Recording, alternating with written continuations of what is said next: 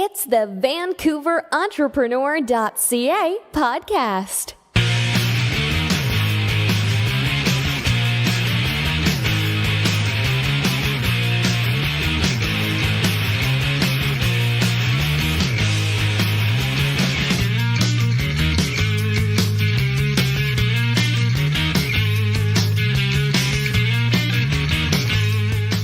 As an entrepreneur, you started your business to follow your passion and not to spend your evenings doing bookkeeping. That's why VancouverEntrepreneur.ca uses Legacy Advantage. Let me tell you, they are a great CPA level bookkeeping firm. Let Legacy take the bookkeeping task off your hands so you can have more time to pursue your dreams. You will get peace of mind knowing that the bookkeeping is done and the tax authorities are off your back. Visit legacyadvantage.ca, and if you mention that you came from Vancouver Entrepreneur Podcast, they will give you a $100 credit to apply towards your first month. You simply can't beat that. Hello, this is Robert Smigel coming to you today with VancouverEntrepreneur.ca, where we talk to the entrepreneurs who are making it happen here in British Columbia. Paul Romani is the co-founder and director of Pear Tree Elementary, a progressive kindergarten to grade 7 elementary school in the Kitsilano neighborhood of Vancouver, and the only school to teach children through theme and project-based learning rather than through separate school subjects. Originally from the UK, Paul lived in Spain and Germany before moving to Vancouver through Pear Tree. Paul is equipping Vancouver children with the practical tools and knowledge they need to be happy and successful, and ultimately to be their best selves, academically, socio-emotionally, and physically. He also hopes to inspire a new generation of entrepreneurs. Well, Paul, welcome to the show. Thanks for taking the time today to be here for all our listeners. Thank you to you too, Robert, and thanks for the intro. Great. Okay, I want you to tell us a little bit more about yourself, where you're from, and give us the details on your current business. Sure, yeah. So as you mentioned, I do come from the UK, but I haven't lived there for 17 years now. I spent 2 years in Spain and 2 years in Germany before coming to Vancouver. I worked in Vancouver for a number of years before actually starting my own business, which was Pear Tree, and that was back in 2011. And that was done as an after-school learning center and an enrichment center, and that grew. And from the feedback we got from parents, we decided to open up a school, which is no mean feat in this city, and that was a couple of years ago. And we're really proud of the fact that we've brought theme and project-based learning to Vancouver, and that we only hire master's qualified teachers, which is unique to this city. And we really think that we do offer a dream education for kids here. In terms of why I got into entrepreneurship, my background's in ESL as well as IT, and I have a pretty diverse background in management as well. And when I came to Vancouver, I was also working in ESL, but the ESL industry here is pretty colossal and it's very hierarchical as well. So most of them, the top managers make all the decisions that affect the school, and the consequence of that, because they don't listen to the teachers, is generally poor quality. So I got frustrated with that, and unlike my peers, I'm one of those people that thinks about solving problems rather than just complaining about them. And at the same time this was going on, there was a big problem in Vancouver with the education in schools, in public schools, a lot of cutbacks, and it was really frustrating for me to see that and to see how kids were affected by that. And I'd seen the same thing in other countries as well. Both me and my girlfriend decided to open up our own business as a result of that. Now, did you need financing to start your company, and how are you currently making money in your business now? Yeah, so it goes without saying that Vancouver is an extremely expensive city, especially given its size. So yes, we did need funding. We'd actually saved up $60,000 of our own money, which for us was a lot of money back then and still is actually. But that was nowhere near enough. So we approached the banks, who weren't really too forthcoming with us. So they did give us some loans, but they weren't quite enough. We had a government loan as well as a small bank loan. But because of the city hall bureaucracy, it took far longer to open our business, and it cost us a huge amount of money. So then that later on later on down the road led to some cash flow problems. So then we needed more loans, and even my girlfriend's father lent us some money, bless him. But now our business has been around for quite a while now, and we're doing very well. Our school brings in a lot of money for us, as well as our main business, Pear Tree. So there was a lot of bootstrapping there. A lot of red tape in the city. I mean, it's different depending what industry you're in. But education, I can imagine. Yeah, you would think it would be something that the city would welcome, but there's a lot of red tape to try to do anything involving education here. Okay, what is the long-term vision, and what will your company look like in the future? Do you see the company expanding into other areas, and where beyond Vancouver, BC, or even Canada? Yeah, so I would definitely say, even though we've been around for 7 years, but we're really just getting started. We plan to open up at least 1 or 2 more schools in the city, and for that reason alone, we would be unique in doing that. I mean, the mentality here is to have one colossally massive school, but we believe that if you open up smaller schools across the city that are more accessible to different people, you can maintain the quality of that school because it's smaller and it's better managed.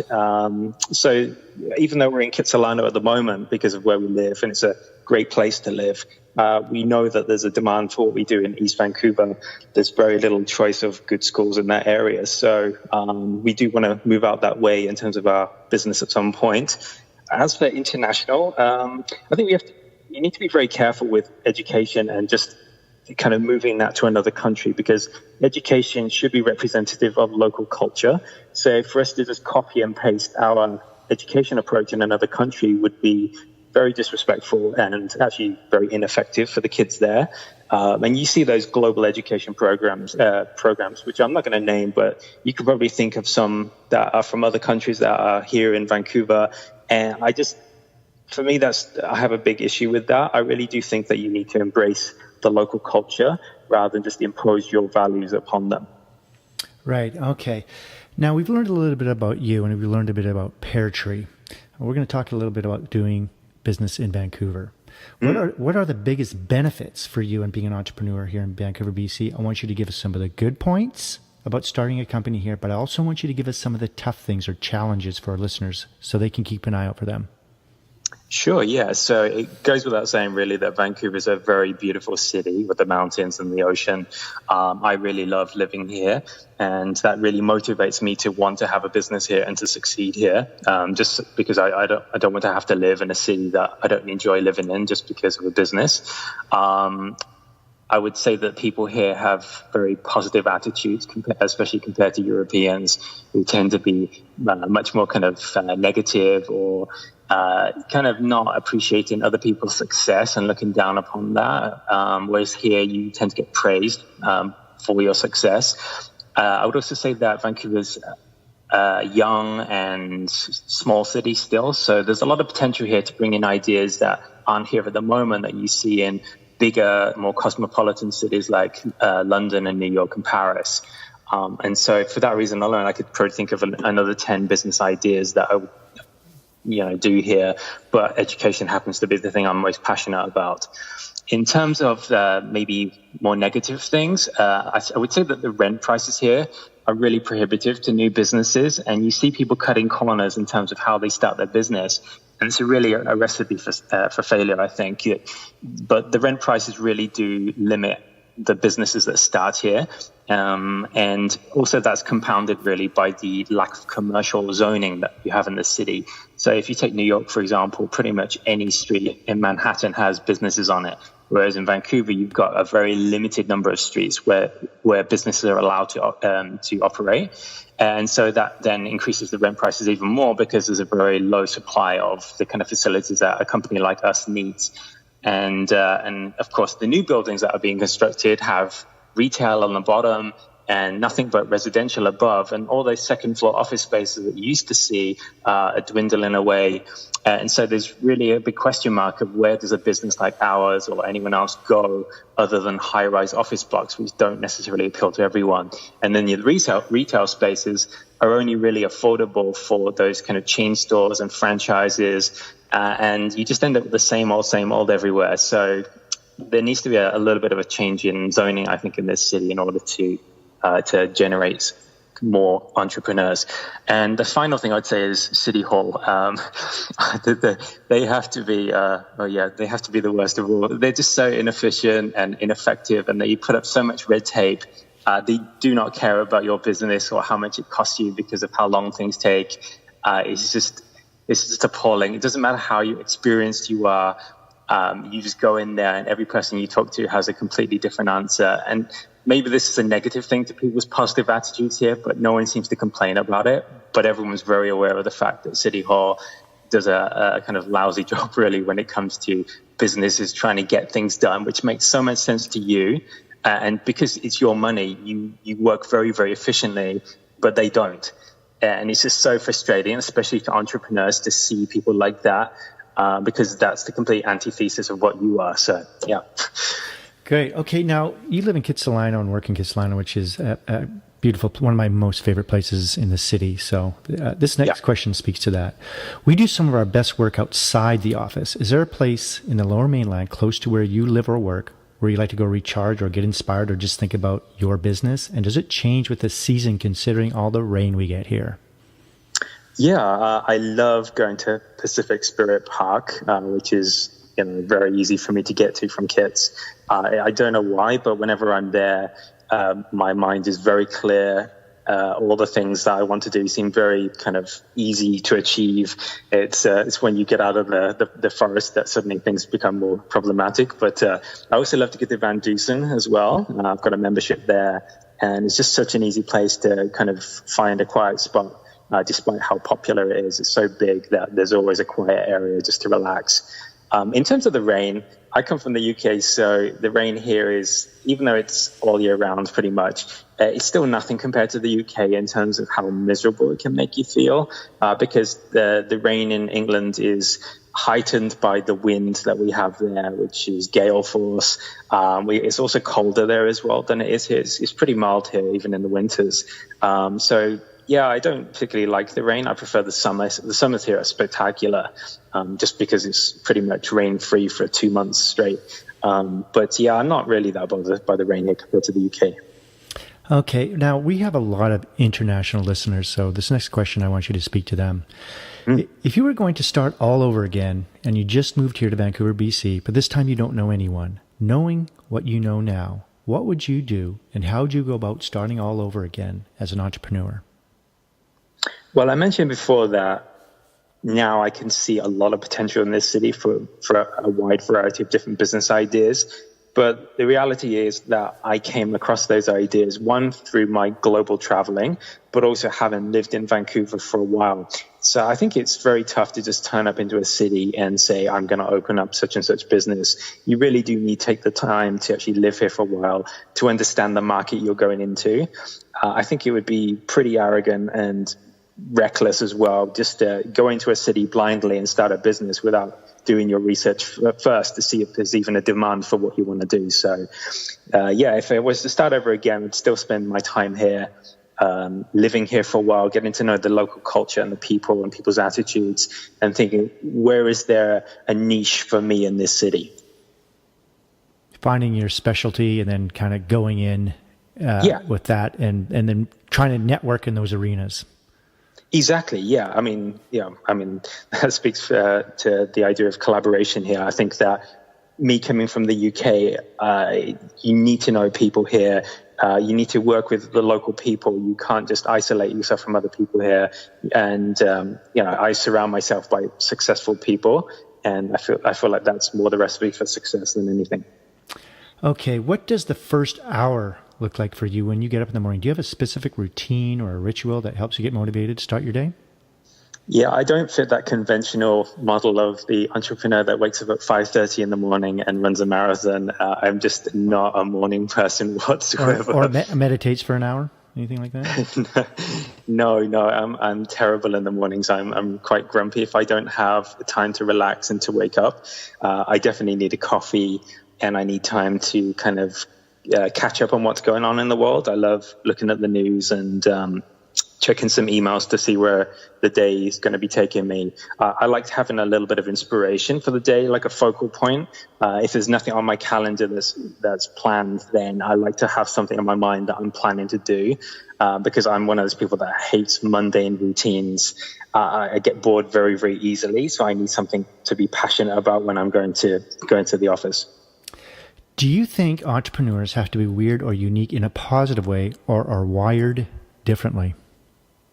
I think all entrepreneurs are different. I know that there's still those kind of character traits out there, and I fit a lot of those, being passionate and taking risks and being creative and good problem solver and that kind of thing. And I consider myself to be a bit of a polymath, which in general in society is looked down upon, that you're a jack of all trades, but that's how I've survived, is by being good at so many different things. However, you can find lots of people and lots of industries that fit all of those traits. So what is it that makes an entrepreneur different? And there's only two things I can really think of. And one is control. Yeah, you can be in a position in a business or corporation where you have a certain amount of control, but unless it's your business, you never really have that final say. And that's always been a kind of issue with me, is that there's always been someone above me who I've considered to be less talented than I am, who's made decisions that I thought were wrong. And at the end of the day, it's their business. It's their money and their risk. And I'm not in a position to criticize that too much. So you need to have your own business in order to have that final say and take the risks that they're taking. So that control and that need for that final decision, if you ever want it, I think is imperative for entrepreneurs. And also there's an ego aspect as well, is that I'm one of those people that have done great things for other people, but never really had the recognition. You take Steve Jobs, for example.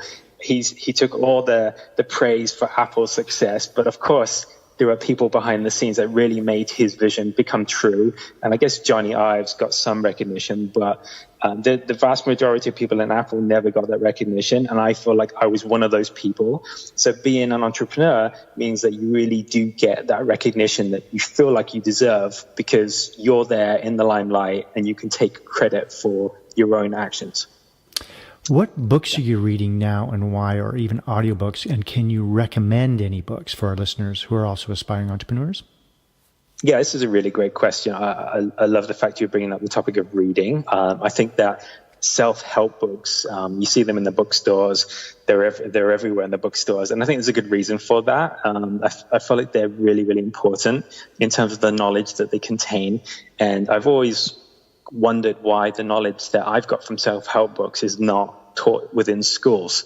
So I spent a lot of time studying books profusely and making notes about a huge variety of different topics like persuasion and self-marketing and presentations and writing resumes and just a whole heap of different things that I was trying to figure out were kind of obstacles for why I wasn't reaching the success that I wanted to reach.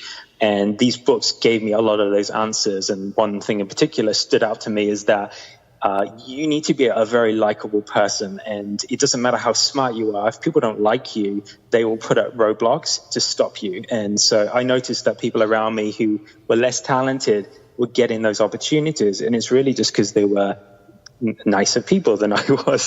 So I learned some really big life lessons from just reading self-help books. I could name some books, but really you need to choose books, I think, that are specific to things that you lack, rather than books that I've specifically read. So, but I do, within our school, we actually teach these things now because kids do need to know it. Otherwise, if you teach them that it's all about getting good grades, you're setting them up for failure, because in the real world, it's not what you know, but it's what you can do and who you know.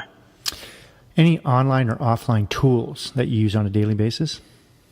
I'm really passionate about productivity tools, specifically by Google. People criticize Google for things like privacy, but they give these tools away for free, and you can't expect something for nothing in this world. I just rely so much on Gmail and Google Calendar, and anything from Google is just amazing in my opinion. Okay, now you're from the UK, so I imagine when you came here, you realized that this is a very outdoors lifestyle city. There's lots to do here. We've got the mountains, the ocean, rivers, lakes, you name it. It's here. How do you balance work and how do you relax and not even think about work? And what are your favorite activities to do here in BC? Do you ski? Do you bike, kayak, golf, hike, or simply go for a drive? Yeah, you're absolutely right. This is an amazing city for outdoor life. Unfortunately for me, when I first started my business here, I really had no time to enjoy any of that. There was no such thing as balance. It was just about working 16-hour days, 7 days a week for years on end, trying to make this business work. I don't think that the parents that come to our school or our business or even our own employees have any idea of the sacrifices that we made to get our business going, even putting our family on hold in order to put other families first before we have our own family. Now things are different, of course, and we have more balance in our lives. So I love doing things like sea kayaking. I love the ocean in general. I also go to places like Galiano and stay at a cabin there. I love the nature here. It's fantastic. And in some ways, it does remind me a little bit of the UK in some respects, but we just don't have the mountains there. But yeah, it's such a beautiful place to just travel in forests and go to places like Manning Park and that sort of thing. So yeah. If you weren't doing what you do now, what would you like to do for a profession? I would be a chef. It only came to me later in my life, but I realize now that I would probably make a good chef, mostly because a lot of the attributes of being an entrepreneur are very similar to those of being a chef. I feel like they walk the fine line between being an employee and their own boss. If they don't get the recognition they want from their manager, they open their own restaurant. But they are people who innovate, who strive to be the best. They're hardworking, they're creative. So I would probably be a chef. What kind of a job would you not like to do? Couldn't do it. Anything at City Hall.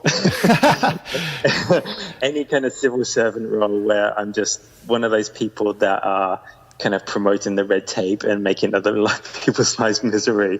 I just couldn't do that. I want to be someone that helps people, not hinders them. So anything at City Hall. In business, what is your favorite word, quote, or sentence that you like to use? Innovation. What's your least favorite word or sentence you do not like to hear? Franchise. I hate that word. It makes my skin crawl. The idea of a franchise for me is just like, that's not entrepreneurship. It reminds me of those like little fish that cling to sharks and whales and feed off of their success. It's like, that for me is not entrepreneurship. I feel like, if you're going to start a business, do your own thing, be original. Don't rely on someone else's brand name that they earned and call that your own. So I'm all about entrepreneurship. So franchise would be my word. If you had to pick one or two words to describe yourself, what would it be and why? Passionate, but in a kind of Gordon Ramsay way, and innovative. What keeps you up at night, if anything? Money. Yeah, I sleep pretty well now, but ever since I left home at 18, money's always been something that's kind of preoccupied my mind. So yeah. Okay, I want you to give us the top 3 things on your inspired life list. This could be a bucket list of any sort, whether you want to travel, TEDx talks, write books, philanthropy, anything like that. Well, firstly, I'd love to have a daughter. I don't have a family yet, and I'm not getting any younger, so I'd love to have a daughter. I want to revolutionize education in Vancouver and elsewhere if I can. And I'd love to have a yacht and get a sailing license. I mean, I love sea kayaking, but I've always wanted my own boat and to go sailing. So that's something that's definitely very achievable in this city. Okay. Do you have any advice that you may have received that you can pass on to entrepreneurs throughout BC? Yeah, I mean, I've had mentors in my life, and I've taken their advice with a pinch of salt sometimes. I would say the best advice I had is from the self-help books I've read. So really knowing that people are more important than knowledge. You can be the smartest person ever, but if you don't know anyone, you're not going to achieve anything, because it's people that make opportunities happen. They open doors for you. They find jobs for you. They create opportunities even if they don't even have a job for you. I know people that have created jobs for me even though they didn't have a position. They just wanted to hire me. So I think people are really, really important. And that also extends to collaboration. Don't try to start a business alone.